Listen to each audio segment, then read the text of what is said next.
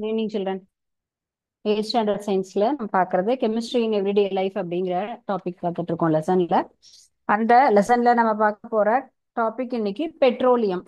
So இதுக்கு முன்னாடி பார்த்தது கோல் அப்படிங்கிற கான்செப்ட் எல்லாமே. அதே போலவே நமக்கு பெட்ரோலியம் அப்படிங்கிறதும் நமக்கு எங்க இருந்து வரக்கூடியது அப்படின்னு சொன்னா ஒரு ஃபாசில் ஃபியூயல் தான். ஸோ பூமிக்கு அடியில இருந்து கிடைக்கக்கூடிய ஒரு புதையுண்ட பொருள்ல இருந்து வரக்கூடிய ஒரு பொருள் தான் இந்த பெட்ரோலியம் அப்படின்னு சொல்லக்கூடியது. Decaying process of marine organism. So marine organism அப்படின்னு சொன்னா என்னது?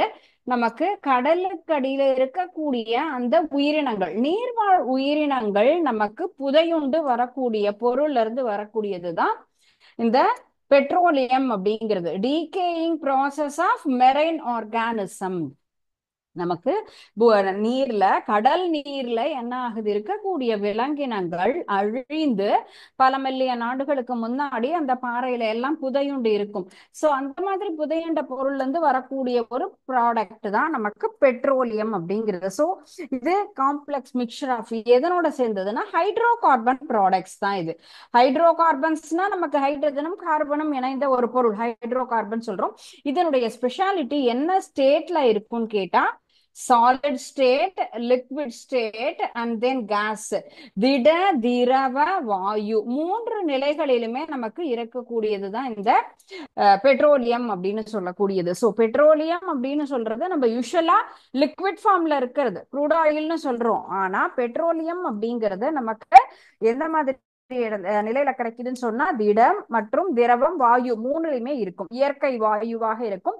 திட நிலையில பிட்டுமென் அப்படிங்கிற அந்த ஒரு நிலையிலையும் இருக்கும். சரிங்களா? சோ நேச்சுரல் கேஸ் இயற்கை வாயு, அதே க்ரூட் ஆயில் அப்படிங்கிறது நமக்கு அதுவும் ஒரு லிக்விட் ஃபார்மேஷன்ல இருக்கக்கூடிய ஒரு பெட்ரோலியம் ப்ராடக்ட்ஸ். ஓகே, சோ இது எங்கெல்லாம் இருக்கு?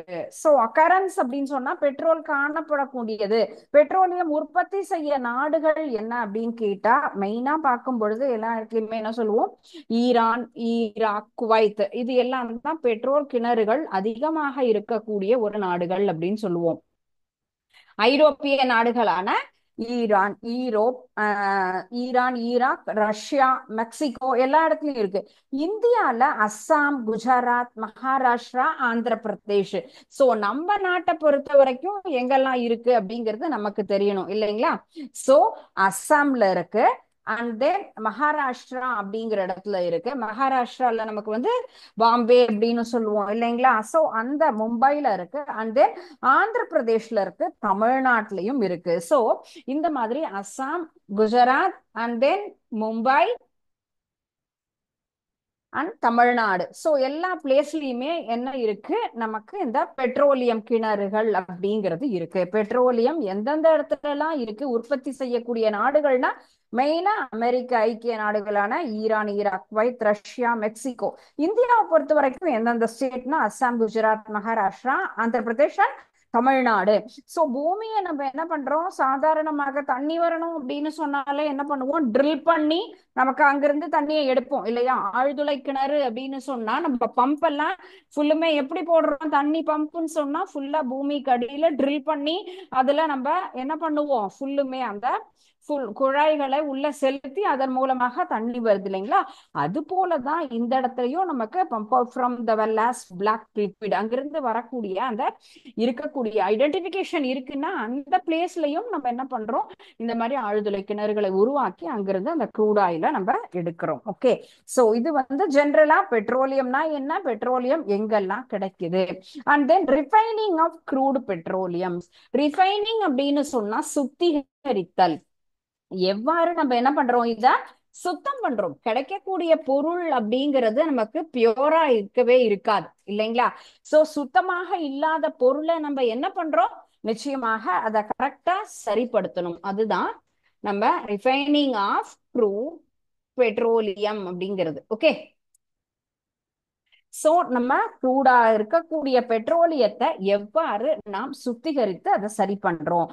அதுல மண்ணு, தூசி, எண்ணெய், தண்ணி எல்லாமே கலந்துருக்கும். சோ அதை என்ன பண்ணணும், ஃபர்ஸ்ட் கரெக்டா பியூரிஃபை பண்ணணும். எண்ணெய் கிணறுல இருந்து கிடைக்கக்கூடிய ஒரு கருமை நிறமான ஒரு தூய்மை இல்லாத பெட்ரோல் அப்படிங்கிறது தான் இருக்கும். சோ பிளாக் கலர் லிக்விட் அப்படின்னு நம்ம சொல்லலாம். டார்க்கா இருக்கக்கூடிய ஒரு கருமை நிற லிக்விட், அதுதான் நம்ம சொல்லக்கூடிய இந்த க்ரூட் ஆயில் அப்படின்னு சொல்றோம். சோ டார்க் கலர்ல இருக்கக்கூடிய லிக்விட்ல என்ன இருக்கும் நமக்கு, இம்பியூரிட்டிஸ்.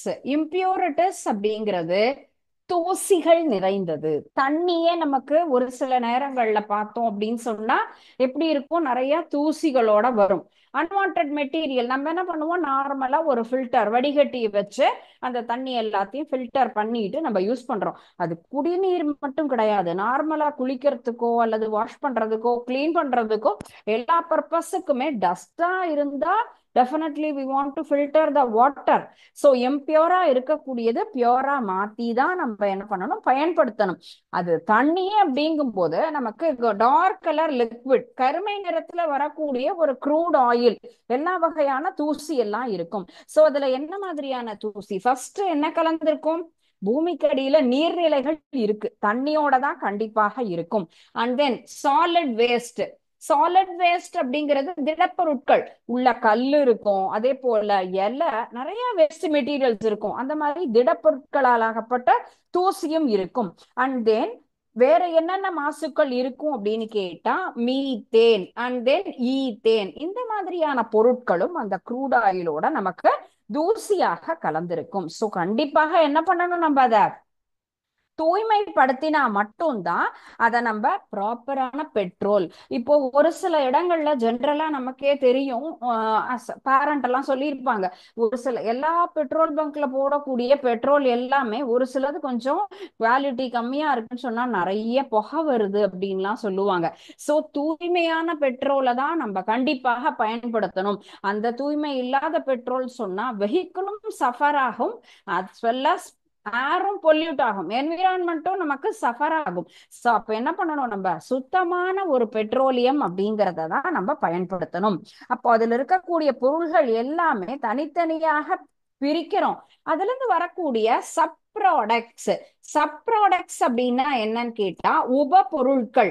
இதுல நிறைய பொருள் நம்ம ஒவ்வொன்னா பிரிச்செடுக்க அதுல இருந்து வரக்கூடிய பொருள்கள் எல்லாமே நமக்கு உபயோகமுள்ள ஒரு பொருட்களாக தான் நம்ம மாற்றுறோம். அந்த தேவையற்ற மாசு எல்லாத்தையும் நம்ம நீக்கிறதுக்கு பேரு நம்ம என்ன சொல்றோம், சுத்திகரிப்பு அப்படின்னு சொல்றோம். சுத்திகரிப்பு அப்படின்னு சொன்னா க்ரூட் ஆயில நம்ம என்ன பண்றோம், அதை பியோர் பண்ணி சரியான ஒரு ஒவ்வொரு வெப்பநிலையிலும் அதை கரெக்டா என்ன பண்றோம், ஃபில்டர் பண்ணி கரெக்டா அதை ரிஃபைன் பண்றோம். அதுதான் சொல்லக்கூடிய டேர்ம் என்னன்னு கேட்டா ரிஃபைனிங். ரிஃபைனிங் அப்படின்னு சொல்றது சுத்திகரிப்பு. சுத்திகரிப்பு என்பது அதுல இருக்கக்கூடிய தூசிகளை மாசுகளை நீக்கி தூய்மையாக்குதல் அப்படிங்கிறது தான் ரிஃபைனிங் அப்படிங்கிற ஒரு டேர்ம். சரிங்களா? ரிஃபைனிங் என்றால் என்ன, வாட் இஸ் ரிஃபைனிங்? அதே போல சுத்திகரிப்பு என்றால் என்னன்னு கேட்டா பெட்ரோலியத்துல இருந்து நமக்கு வரக்கூடிய சப்ராடக்ட்ஸ் உபபொருட்களை எல்லாத்தையுமே பிரிச்சு எடுக்கணும், தேவையில்லாத மாசுக்களையும் நீக்கணும். இந்த மாதிரியாக செயல்படுத்தக்கூடிய ஒரு செயல்பாட்டை தான் ரிஃபைனிங் அப்படின்னு நம்ம சொல்றோம். இதுல என்னென்ன ஸ்டேஜ் எல்லாம் இருக்கு, நம்ம என்ன சொல்லியிருக்கோம், என்னெல்லாம் இருக்கோ அதை தனித்தனியா ஃபர்ஸ்ட் நம்ம அதை தனியா பிரிக்கணும். இப்போ ஒரு வெஜிடபிள்ஸ் வாங்கிட்டு வரோம், ஃப்ரூட்ஸ் வாங்கிட்டு வரோம். இப்போ பர்ச்சேசிங்க்கு போறோம்னு சொன்னா நம்ம ஒரு 10 மெட்டீரியல் வாங்குறோம்னு சொன்னா 10 பேக் நம்ம யாரும் எடுத்துட்டு வர மாட்டோம் இல்லைங்களா? சோ அப்ப என்ன பண்ணுவோம், எல்லாத்தையும் ஒரே பேக்ல தான் எடுத்துட்டு வருவோம். அது மளிகை சாமானோ காய்கறியோ பழங்களோ எந்த பொருளா இருந்தாலும் வீட்டுக்கு வந்து என்ன பண்ணுவோம், ஃபர்ஸ்ட் எதெல்லாம் கரெக்டா தனியா பிரிச்சு எடுக்கணும். காய்கறி அப்படின்னு சொன்னா ஃப்ரெஷ்ஷா இருக்கிறது எல்லாத்தையும், கிரீன்ஸ் கீரைகளை எல்லாம் சீக்கிரமா யூஸ் பண்ணக்கூடியது, அதே போல ஃப்ரிட்ஜில் வைக்கக்கூடிய மெட்டீரியலை தனியா பிரிச்சு எடுக்கணும், ட்ரை மெட்டீரியல்ஸை தனியா வெளியில வைக்கணும், மளிகை சாமான தனியா, கிராசரிஸை தனியா பிரிச்சு எடுக்கணும். இந்த மாதிரி ஒவ்வொன்றுக்கும் தனித்தனி விஷயம் நம்ம என்ன பண்ணுவோம். ஸோ இந்த பிரித்தெடுத்தல் அப்படிங்கிற கான்செப்ட் நம்ம வந்து ஆல்ரெடி லோயர் கிளாஸ்ல இருந்தே படுத்திருக்கோம் இல்லைங்களா? ஒவ்வொரு தூசுக்களை எப்படி எல்லாம் கையால பிரிச்சு எடுக்கிறதா, அல்லது நமக்கு வந்து சீவிங் மெத்தடு, ஃபில்டரிங் மெத்தடு, இந்த மாதிரி நிறைய மெத்தட்ஸ் எல்லாம் பார்த்திருக்கோம் இல்லையா? சலிச்சு எடுக்கணும், புடைச்சு எடுக்கணும், கையால பிரிச்சு எடுக்கணும், வடிகட்டி எடுக்கணும். இந்த மாதிரி தான். அது போலதான் இந்த பெட்ரோலியத்துல நம்ம பிரிச்சு எடுக்கணும் அப்படின்னு சொல்லும் பொழுது ஒவ்வொன்றும் எவ்வாறெல்லாம் நம்ம பிரிக்கணும். ஃபர்ஸ்ட் ஒன்னு என்ன பண்ணணும்? Separation of water. தண்ணி இருந்தா, எண்ணெயும் தண்ணியும் இருந்தது அப்படின்னு சொன்னா கண்டிப்பா என்ன பண்ண முடியும்? அது வந்து யூஸ் ஆகாது இல்லையா? சோ அப்ப அது ஈஸியா பயன்படுத்த முடியாது. அப்ப ஃபர்ஸ்ட் அந்த க்ரூட் ஆயில்ல இருக்கக்கூடிய வாட்டரை நம்ம என்ன பண்ணணும்? செப்பரேட் பண்ணணும், தனியாக பிரிச்சு எடுக்கணும். அப்ப எண்ணெயும் உப்பு நீரும் சேர்ந்து இருக்கும். அப்ப ஃபர்ஸ்ட் ஸ்டேஜா நம்ம எதை செய்யறோம்? Separation of water. நீரை தனியாக பிரித்து எடுக்கக்கூடியதுதான் முதல் படிநிலை அப்படின்னு நம்ம எடுத்துக்கலாம். செகண்ட் ஸ்டேஜ் அப்படின்னு சொல்லக்கூடியது அதுல இருக்கக்கூடிய கெமிக்கல்ஸ். இப்போ சல்ஃபர் கண்டென்ட் சேர்ந்தது எல்லாமே அதுல நிறைய இருக்கும். So removal of sulphur compounds. Sulphur காம்பவுண்ட்ஸ்னா சல்ஃபர் சம்பந்தப்பட்ட பொருள்கள் எல்லாமே அதுல இருக்கும். So we want to separate the sulphur compounds. நம்ம வந்துட்டு சல்ஃபர் சேர்மங்களை தனியாக பிரித்து எடுக்கணும்னு சொன்னா க்ரூட் ஆயில்ல சல்ஃபர் காம்பனன்ட்ஸ் அப்படிங்கிறது அது வந்துட்டு ஒரு வேஸ்ட் மெட்டீரியல், தேவையில்லாத ஒரு பொருள் தான். சப்போ தண்ணிங்கிறதும் கண்டிப்பா அது ஒன்றும் நமக்கு வந்துட்டு யூஸ் ஆகாது. சோ அதையும் நிச்சயமா பிரிச்சு எடுக்கணும். அந்த சல்ஃபர் காம்பவுண்ட் அப்படிங்கிறதும் இதுல நமக்கு தேவையில்லாத ஒரு பொருளாக இருக்கும். அந்த வேஸ்ட் மெட்டீரியலை நம்ம என்ன பண்ணணும்? ரிமூவ் பண்ணணும். டஸ்டா இருக்கக்கூடிய சல்ஃபர் காம்பனன்ட்ஸ் எல்லாத்தையுமே நம்ம தனியா பிரிச்சு எடுத்துடணும். நெக்ஸ்ட் ஒன் தான் அடுத்த ப்ராசஸ் நம்ம எடுத்துக்கிறது ஃப்ராக்ஷனல் டிஸ்டிலேஷன். ஃப்ராக்ஷனல் டிஸ்டிலேஷன்னா பின்ன காய்ச்சி வடித்தல் அப்படின்னு நம்ம சொல்லுவோம். சோ பின்ன காய்ச்சி வடித்தல் முறையில் பெட்ரோலியத்தை பிரித்தெடுக்கும் முறையை விளக்கி எழுதுக. இந்த ஒரு வினா அடிக்கடி நமக்கு கேட்கக்கூடியது. முக்கியமாக நாம் எல்லாருக்குமே இது பேசிக்கா எப்படிங்கிறதும் நமக்கு தெரிஞ்சிருக்கணும். So what is fractional distillation, பின்ன காய்ச்சி வடித்தல் அப்படின்னா என்ன அப்படிங்கிறதும் தெரிஞ்சிருக்கணும். அதே போல எப்படி நம்ம வந்துட்டு அதை பிரிச்சு எடுக்கிறோம் அப்படிங்கிறது. சோ ஒவ்வொரு வகையான வெப்பநிலையில் அந்த க்ரூட் ஆயில் ஆகப்பட்டது தனியாக நம்ம என்ன பண்றோம்? பிரிச்சு எடுக்கிறோம். அப்படி பிரிச்சு எடுக்கும் பொழுது அதுல வரக்கூடிய உபப்பொருட்கள் என்ன? அப்ப பின்ன காய்ச்சி வடித்தல் முறை அப்படிங்கிறது நமக்கு அடிக்கடி எல்லா ஒரு கொஸ்டின் பேப்பர்லயும் முக்கியமாக வரக்கூடிய ஒரு வினா. பின்ன காய்ச்சி வடித்தல் முறையில் பெட்ரோலியத்தை எவ்வாறு பிரித்தெடுக்கலாம்? சோ பின்ன காய்ச்சி வடித்தல் அப்படிங்கிறது பெட்ரோலியம் கேஸ், பெட்ரோலியம் டீசல், மண்ணெண்ணெய், இந்த மாதிரி பல வகையான பொருட்கள் சேர்ந்த ஒரு மிக்சர். வெறும் பெட்ரோல் மட்டும் கிடையாது. தங்கத்தை எடுக்கிறோம்னு சொன்னா தங்கத்தோட சேர்ந்து வேற எதுவும் இருக்காது. தங்கத்தை மட்டும் நம்ம என்ன பண்ணுவோம்? அடியில இருந்து எடுத்து பூமியில இருந்து தனியா பிரிச்சு எடுத்துருவோம். ஆனா பெட்ரோல்ல என்னெல்லாம் இருக்குன்னு சொல்லி இருக்கோம்? டீசல் அண்ட் தென் மண்ணெண்ணெய், இந்த மாதிரி நிறைய வகையான பொருட்கள் அதோட கலந்திருக்கு. மெழுகு, இதை எல்லாத்தையும் எல்லாமே என்னது? யூஸ்ஃபுல் மெட்டீரியல் ஒன்லி, பயன்பாடுள்ள பொருள்கள் தான் இது. டீசலும் மண்ணெண்ணையும் பாரஃபின் அப்படிங்கிற மெழுகு அண்ட் தென் பெட்ரோல், இந்த எல்லாமே கலந்த ஒரு கலவையாகத்தான் நமக்கு அந்த க்ரூட் ஆயில் அப்படிங்கிறது இருக்கு. அப்ப நம்ம ஒவ்வொரு வெப்பநிலையில் நமக்கு தனித்தனியா வரும்போது இந்த ஒவ்வொரு உப்பு பொருட்களும் தனியா பிரிஞ்சுட்டே வரும். இது எல்லாமே நமக்கு நன்மை பயக்கக்கூடிய ஒரு பொருள் தான். நன்மை பயக்கக்கூடிய பொருள்னா அதை நம்ம பிரிச்சு எடுத்து அதை பயன்படுத்தலாம் இல்லைங்களா? அந்த ஒரு ப்ராசஸ் தான் இந்த ஃப்ராக்ஷனல் டிஸ்டிலேஷன். பின்ன காய்ச்சி வடித்தல் முறையில நமக்கு பல்வேறு கொதிநிலையில் அந்த திரவங்களை நம்ம என்ன பண்றோம்? ஹீட் பண்ணி தனியா அதை திருப்பியும் குளிர்விக்கும் பொழுது நமக்கு தேவையான நல்ல பொருள்கள் மட்டும் நமக்கு கரெக்டா என்ன ஆகும்? அதுல செக்ரிகேட் ஆகி வரும். அப்ப தூய்மை இல்லாத பெட்ரோலியம் அப்படிங்கிறது எந்த வெப்பநிலையில் நமக்கு ஃபர்ஸ்ட் ஹீட் ஆகும்னு கேட்டா 400 டிகிரி சென்டிகிரேட்.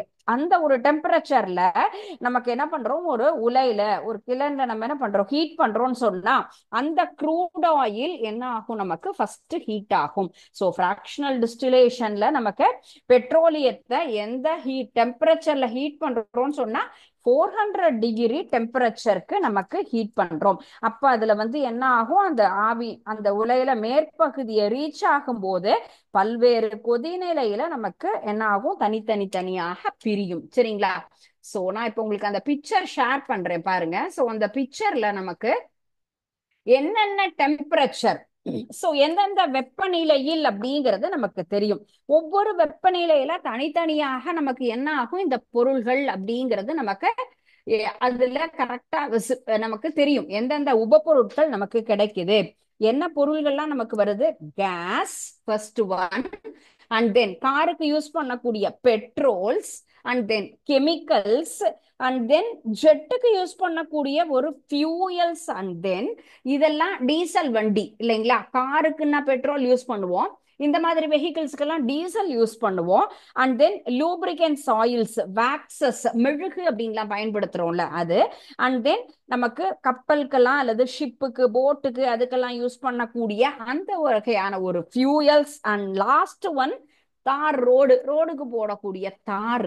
இந்த மாதிரி எல்லா வகையான சப் ப்ராடக்ட்ஸ் நமக்கு தேவையுள்ள நல்ல நன்மை பயக்கக்கூடிய ஒரு உபபொருட்கள் எல்லாமே ஒவ்வொரு வெப்பநிலையில் நமக்கு கிடைக்கும்.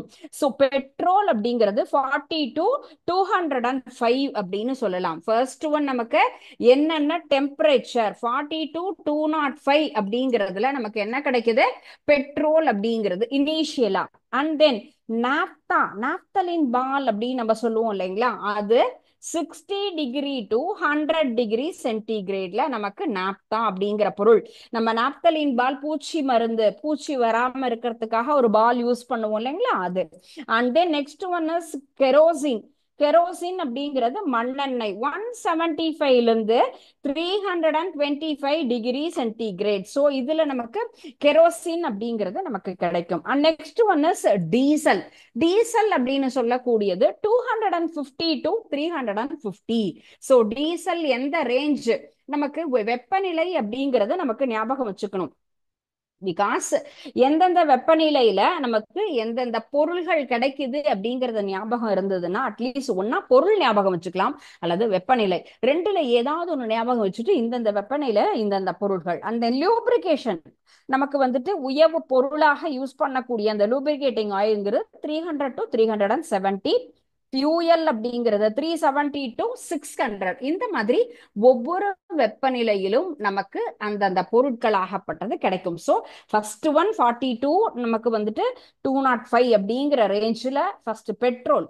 நாப்தாங்கிறது 60 டிகிரியிலிருந்து 100. கெரோசின் அப்படிங்கிறது 170ல இருந்து 325. டீசல்ங்கிறது நமக்கு 250 to 350 ரேஞ்ச் அப்படின்னு எடுத்துக்கலாம். And then lubricant oil. So இந்த ஒரு உயவு பொருளாக எடுத்துக்கூடியது 300 to 370. ஸோ இந்த டிகிரி சென்டிகிரேட்ல எடுத்துக்கலாம். And last one fuel, and then ரெசிடியூங்கிறது கீழே வரக்கூடிய ஒரு கழிவுகள் அப்படின்னு சொல்லலாம். ஸோ எரிபொருளாக யூஸ் பண்ணக்கூடிய ஆயில் என்பது 370ல இருந்து 600. ஸோ ஒவ்வொரு வெப்பநிலையிலும் நமக்கு ஒவ்வொரு வகையான பொருள்கள்.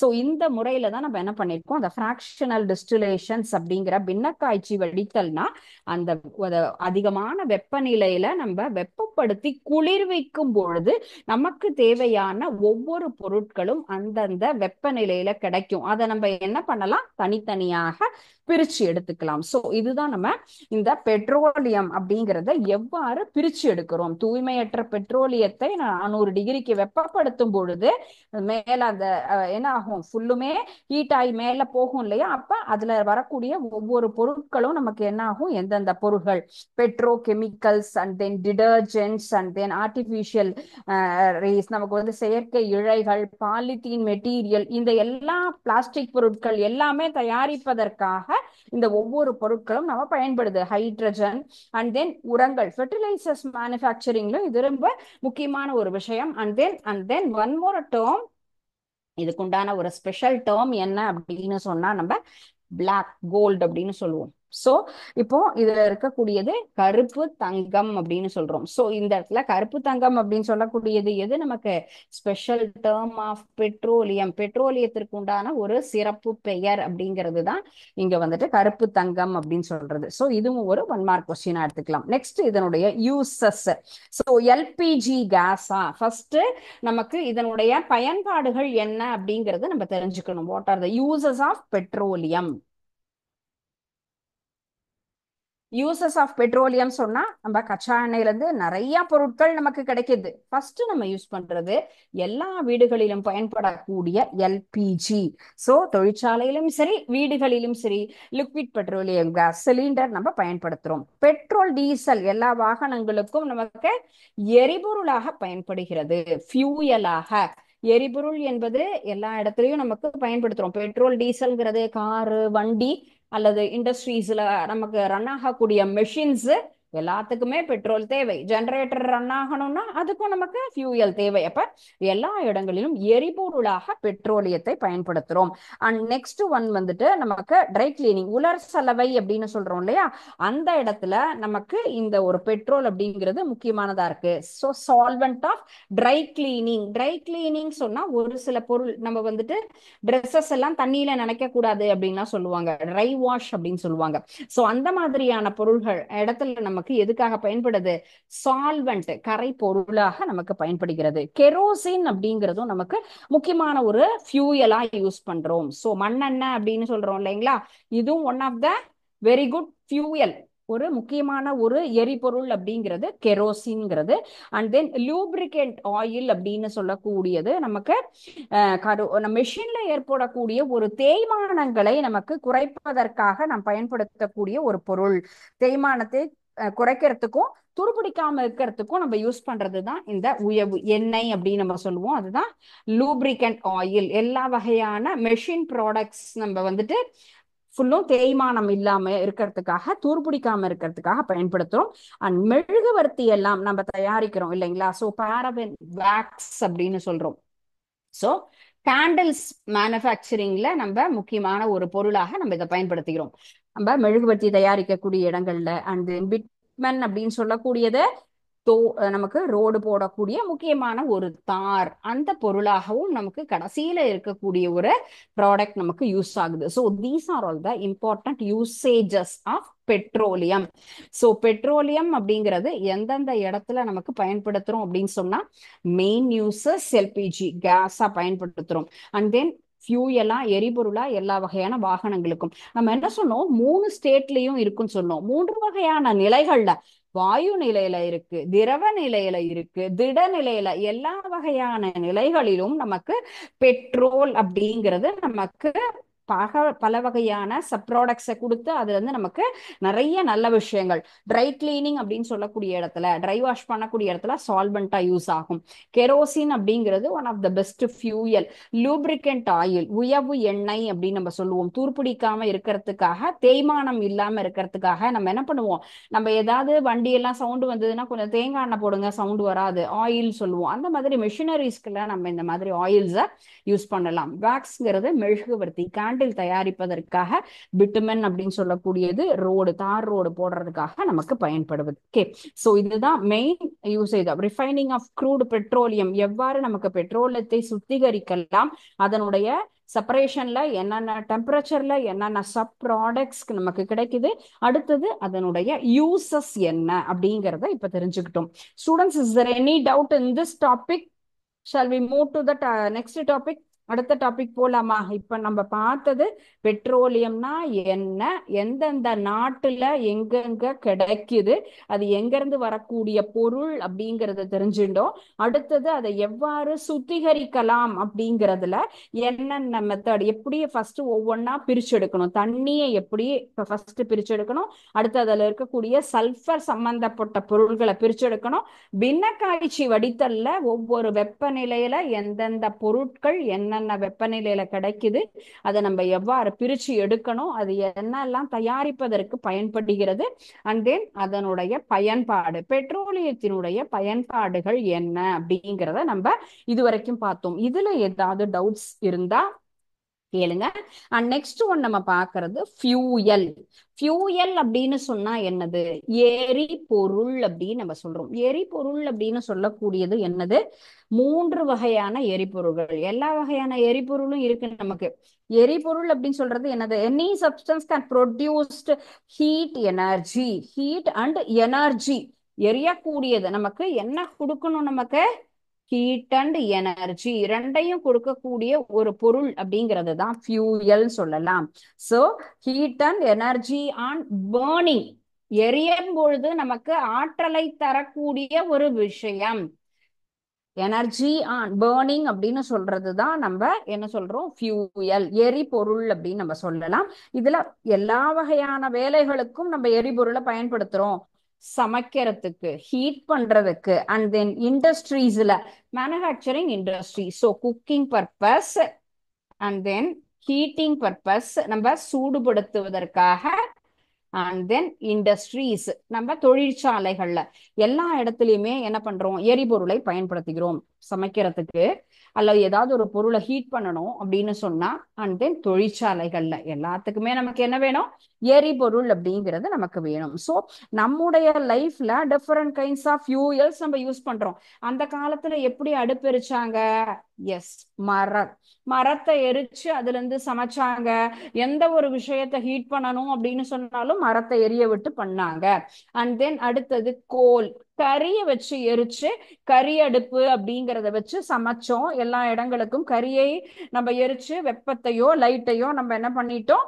யூஸ் பண்ணிட்டோம். அடுத்தது பெட்ரோல். பெட்ரோல் அப்படிங்கிறதும் நமக்கு light energy, heat energy, and then diesel, and then natural gas. So these are all the different kinds of fuels. எரிபொருளினுடைய பல வகையான வகைகள்: மரம், கரி, petrol, diesel, and then natural gas. So இது எல்லாமே நமக்கு பல வகையான ஒரு எரிபொருள், நம்ம அன்றாட வாழ்க்கையில் பயன்படுத்தக்கூடிய எரிபொருட்கள் அப்படின்னு எடுத்துக்கலாம். ஸோ இப்ப தனியா நம்ம என்ன பண்ணலாம்? ஒவ்வொரு டைப்ஸா, solid, liquid, and then gas, இந்த மூன்று வகையிலுமே நம்ம பிரிக்கலாம் இல்லைங்களா?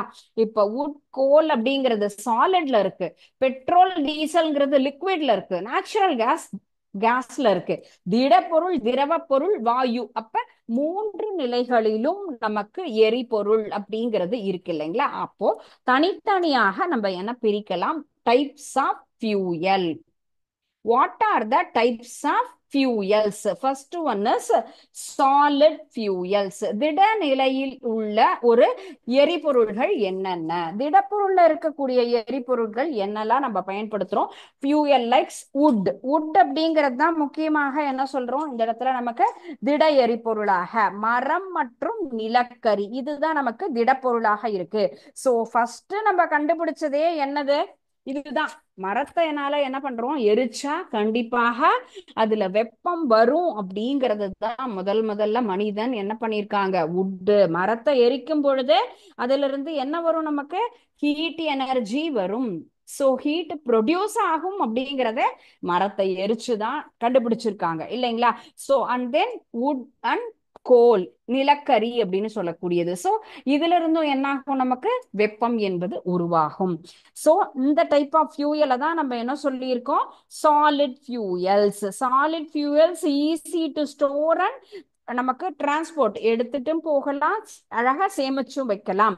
சோ இதனுடைய ப்ரொடக்ஷன் அப்படிங்கிறது, இதனுடைய நமக்கு செலவினம் அப்படிங்கிறது ரொம்ப குறைவாக இருக்கும். சாலிட் ஃபியூயல் சொன்னா மரமோ அல்லது நிலக்கரியை பயன்படுத்தும் பொழுதோ நமக்கு அதிகமான ஒரு பொருளாதார செலவு அப்படிங்கிறது இருக்காது. Okay. And next one is liquid fuel. Liquid fuel சொல்லக்கூடியது திரவ நிலையில் இருக்கக்கூடியது. Most of the liquid fuels அப்படின்னு சொன்னா ஃபாசில் இருந்து வரக்கூடியது தான். சோ நமக்கு என்னது? ஃபாசில் அப்படிங்கிறது படிம பொருள்ல இருந்து வரக்கூடியது. பிளான்ஸ் அண்ட் அனிமல்ஸ் டீகம்போஸ் ஆகி நமக்கு கிடைக்கக்கூடிய ஒரு பொருள் தான் படிம பொருள் அப்படின்னு சொல்லியிருக்கோம். அதுதான் பெட்ரோலியம். சோ பெட்ரோலியம் ஆயில் அப்படிங்கலாம் சரிங்களா? பெட்ரோலியம் ஆயில் அண்ட் தென் கோல்தார், இது எல்லாம் நம்ம எதற்கு உதாரணமாக சொல்லலாம்? லிக்விட் ஃபியூயலுக்கு எக்ஸாம்பிள்ஸா நம்ம சொல்லலாம். இந்த வகையான ஃபியூயல்ஸ் நமக்கு எரிச்சா என்ன ஆகும்? நிறைய எனர்ஜிய கொடுக்கும். என்ன வராது அப்படின்னு சொன்னா ஆஷ் வராது.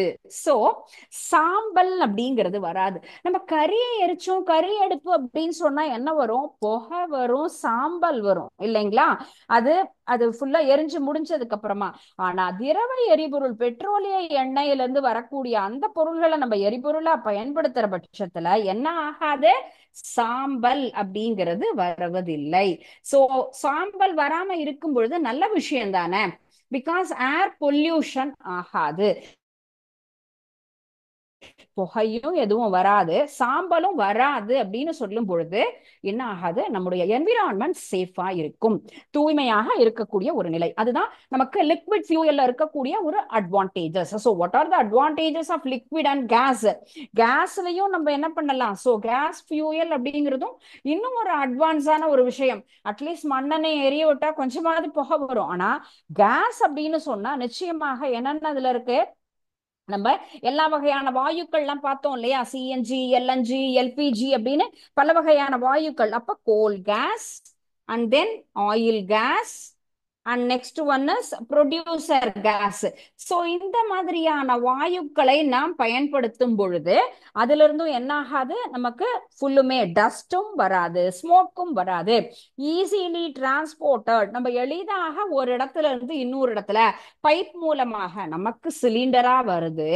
ஆனா பெரிய பெரிய தொழிற்சாலைகள்லயோ வேற இண்டஸ்ட்ரீஸ்ல இல்ல ஒரு ஹாஸ்பிட்டல்ஸ்ல அங்கன்னா பாத்தீங்கன்னு சொன்னா ஒரு பைப் மூலமாக கேஸ் அப்படிங்கிறது போகும். சிகப்பு கலர்ல பெரிய பைப்ல தண்ணி ஒரு பைப்ல போகும். அதே போல நமக்கு வந்துட்டு கேஸ் அப்படிங்கிறதுலாம் ஈஸியா டிரான்ஸ்போர்ட் பண்ணக்கூடிய ஒரு முக்கியமான ஒரு விஷயம். அண்ட் தென் பொல்யூஷன் அப்படிங்கிறதும் கண்டிப்பாக இதுல இருக்கவே இருக்காது. காற்று மாசுபடுதல் அப்படிங்கிறது கண்டிப்பாக இருக்கும். So to not pollute the air. So pollution அப்படிங்கிறது கண்டிப்பாக வராது. என்ன யூஸ் பண்ணா? கேஸை யூஸ் பண்ணா.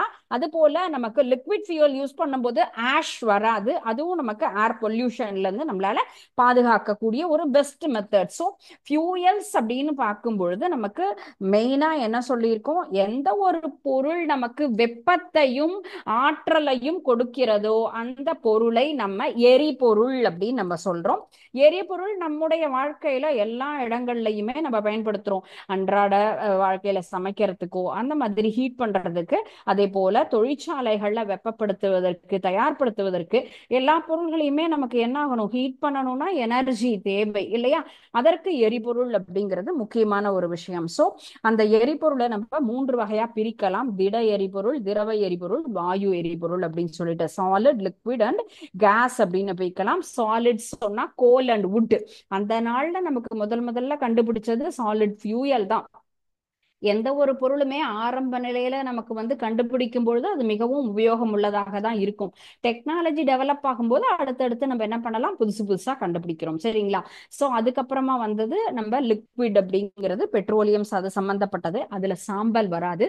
கேஸ் ஃபியூயல்ல இருக்கக்கூடிய advantages easy transportation as well as air pollution. To not pollute the air. நமக்கு என்ன ஆகாது? ஏர்ங்கிறது பொல்யூட் ஆகாது. சோ இதுதான் இதுல இருக்கக்கூடிய ஒரு சிறப்பம்சம் சொல்லலாம். நெக்ஸ்ட் நம்ம பார்க்கிறது characteristics and then efficiency of fuel. So இந்த டாபிக்கை நம்ம நெக்ஸ்ட் கிளாஸ் கண்டினியூ பண்ணலாம். சோ இன்னைக்கு பார்த்த இந்த சாப்டர்ல உங்களுக்கு ஏதாவது டவுட்ஸ் இருந்ததுன்னா you please ask me. So then and there நம்ம அதை பத்தி தெரிஞ்சுக்கிட்டோம் அப்படின்னு சொன்னா நிச்சயமாக அடுத்த சாப்டர் மூவ் ஆகும்போது நமக்கு ஈஸியா இருக்கும். சோ பிஃபோர் தட் நம்ம இன்னைக்கு பார்க்க போற கான்செப்ட் நம்ம லாஸ்ட் கிளாஸ் பார்த்தோம் இல்லைங்களா? Chemistry in everyday life, MCQ multiple choice questions தான் பார்க்க போறோம். ஸோ இந்த 8th ஸ்டாண்டர்ட் சயின்ஸ்ல டேர்ம் 3ல lesson number 15 chemistry in everyday life அப்படிங்கிற அந்த பாடத்துல, அன்றாட வாழ்வில் வேதியியல்ங்கிற பாடத்துல நம்ம 2வது டெஸ்ட் இன்னைக்கு எழுத போறோம். இதுக்குண்டான முதல் டெஸ்ட்ல எல்லாருமே நல்ல மார்க் செக்யூர் பண்ணிருப்பீங்கன்னு நினைக்கிறேன். அந்த லெசன்ல இருக்கக்கூடிய ஒரு செகண்ட் பார்ட் தான் இது சரிங்களா? சோ இந்த கொஸ்டினுக்கும் சரியான முறையில எல்லாருமே கரெக்டா ஆன்சரை சூஸ் பண்ணி எழுதுங்க. ஆஸ் வெல் அஸ் சாப்டர்ல இன்னைக்கு பார்த்த செஷன்ல டவுட் இருந்தாலும் கேளுங்க. ஃபர்ஸ்ட் கொஸ்டின்: உலகில் அளவில் ஏறத்தாழ -% நிலக்கரியை அமெரிக்கா உற்பத்தி செய்கிறது? 40, 30, 50. The US is the international leader in coal reserves with nearly -% of the world supply. 40, 30 and 50. எத்தனை சதவிகிதம் அமெரிக்காவாகப்பட்டது நமக்கு உலக அளவில் உள்ள நிலக்கரியை நமக்கு உற்பத்தி செய்யுது? இரண்டாவது கொஸ்டின், நிலக்கரியை டேஷ் வகைகளாக பிரிக்கலாம். 4, 3, 2. Police classified into dash main categories 4, 3 and 2. So எத்தனை வகையாக நம்ம கோலை கிளாசிஃபை பண்ணலாம்? அதுதான் உங்களுக்கு இருக்கக்கூடிய இரண்டாவது கேள்வி. நான் உங்களுக்கு சரியான டயத்துல கரெக்டா தான் வாசிச்சு காமிக்கிறேன். நீங்களும் கரெக்டா சைமல்டேனியஸா ரீட் பண்ணியும் பழகுங்க. அப்பதான் நமக்கு அந்த ரீடிங் கெப்பாசிட்டிங்கிறதும் இம்ப்ரூவ் ஆகும். தேர்ட் ஒன், டேஷ் நிலக்கரியில் கார்பனின் சதவிகிதம் 25 to 35%. Lignite, anthracite, bituminous. The carbon content of dash is 25 to 35. Lignite லையா, anthracite லையா, bituminous லையா, எதுல நமக்கு 25 to 35% கார்பனினுடைய பெர்சன்டேஜ் இருக்கு. ஒவ்வொரு வெரைட்டிலையும் அந்த கார்பனினுடைய அளவுங்கிறது முக்கியமான கான்செப்ட் உங்களுக்கு நான் சொல்லியிருக்கேன். ஆந்த்ரசைட் நிலக்கரியில கார்பனினுடைய சதவிகிதம் எவ்வளவு? 86 to 97, 96 to 97, 76 to 77. Carbon percentage of anthracite is, கார்பனினுடைய சதவீதம் ஆந்த்ரசைட்ல எவ்வளோ இருக்கு அப்படிங்கிறது தான். ஆந்த்ரசைட் வகையான நிலக்கரியில கார்பனினுடைய சதவிகிதம் எவ்வளோ இருக்கு? Fifth question, dash is the cheapest and cleanest fuel. சுத்தமான, மிகவும் மலிவான மற்றும் தூய்மையான எரிபொருள் எது? CNG, LNG, LPG. இந்த மூணுல எது நமக்கு ரொம்ப சீப்பானது, தூய்மையான ஒரு எரிபொருளாகவும் நாம் பயன்படுத்தக்கூடியது?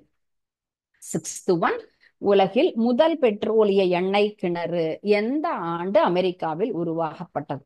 1859, 1959 and 1659. The first oil well in the world was drilled in USA.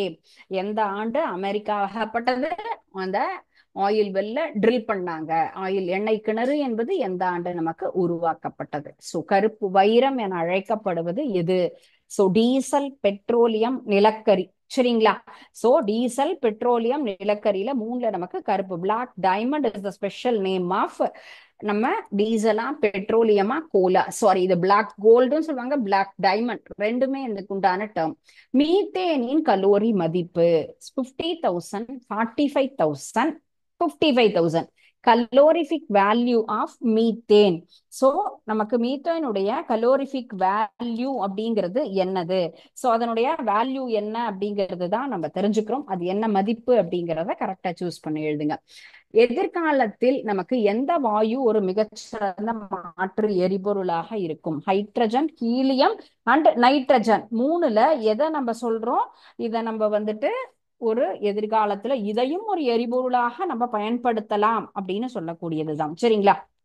Next one is dash could be the best alternative fuel in future. Last one, பெட்ரோலில் உள்ள ஆக்டேன் என்ற ஹைட்ரோ கார்பனின் அளவை குறிக்கக்கூடிய எண் எது? ஆக்டேன் எண்ணா, சீட்டேன் எண்ணா, அல்லது எதுவுமே இல்லையா? சோ இந்த மூணுல என்ன option? So the dash denotes the amount of octane present in petrol. So பெட்ரோல்ல இருக்கக்கூடிய அந்த ஆக்டேன் நம்பரை குறிப்பதற்காக நாம் பயன்படுத்தக்கூடியது என்ன எண்? எந்த எண்ணை வச்சு நம்ம என்ன பண்றோம், இதை இந்த மாதிரி சொல்றோங்கிறது தான். சரிங்களா? சோ இந்த கொஸ்டின்ஸ் எல்லாமே ரொம்ப எளிதான ஒரு கொஸ்டின்ஸ், ஈஸியாக நம்மளால என்ன பண்ண முடியும், ஆன்சர் பண்ண முடியும். சரிங்களா? சோ கரெக்டான ஆன்சரை சூஸ் பண்ணி எழுதுங்க. சோ இந்த இடத்துல நம்ம ஆப்ஷன்ஸ் நீங்க யூஸ் பண்ணுங்க. கரெக்டா தங்கம் சொல்லலாம். சோ ஒவ்வொரு கொஸ்டினுக்கும் கரெக்டான ஆன்சரை சூஸ் பண்ணி எழுதி சரியான மார்க்கை எல்லாருமே செக்யூர் பண்ணுவீங்கன்னு நினைக்கிறேன். ஸோ நெக்ஸ்ட் செஷன் நம்ம இந்த லெசனுடைய கண்டினியூஷனை நம்ம ஃபாலோ பண்ணலாம். டைப்ஸ் ஆஃப் ஃபியூயல்ஸ் என்ன கேஸ்ல, அடுத்தது அதனுடைய பயன்பாடுகள் என்ன அப்படிங்கிறத நம்ம ஃபாலோ பண்ணலாம். ஸோ வீட்டில் போய் தெளிவா படிச்சு பாருங்க. படிச்சு பார்த்துட்டு அதுல ஏதாவது டவுட்ஸ் இருந்தது அப்படின்னு சொல்லும்போது கண்டிப்பா கேளுங்க. அண்ட் தென் நெக்ஸ்ட் கிளாஸும் நம்ம இதை பத்தி டிஸ்கஸ் பண்ணலாம். Okay, thank you students. வாழ்க பாரதம், வெல்க தமிழகம்.